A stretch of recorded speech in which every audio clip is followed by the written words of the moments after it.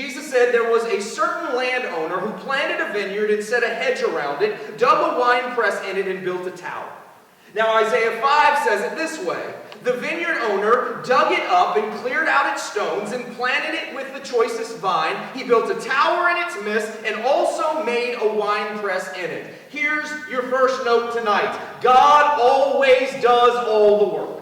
Amen. He always has and He always will. God has always done all the work. Genesis begins, in the beginning, God created. We talked about this just a few weeks ago. God created everything that was ever created from Himself. There was nothing but God, and then everything was created by God, from God. He didn't create everything out of nothing. It doesn't give Him enough credit for who He is. It's not just that He snapped His fingers or He said it out loud. It was developed in Him. It was developed by Him. It was developed from Him and for Him. And so all of creation represents God because He made it.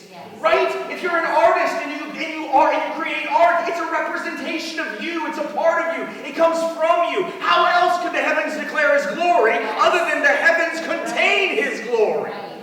Because He's the creator, and so they weren't just created by Him, they were created from Him. Colossians 1 tells us that Jesus Himself is the image of the invisible God, but also that He's the firstborn over all of creation. That in Him all things were created, all things have been created through Him and for Him. God created everything. He did all the work. And we believe it, but are we willing to see God in everything?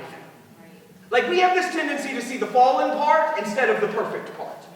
We have this tendency to only look around and see what it is instead of what it was meant to be. If everything created was created by God, from God, and for God, as the people of God, we should be finding God in everything.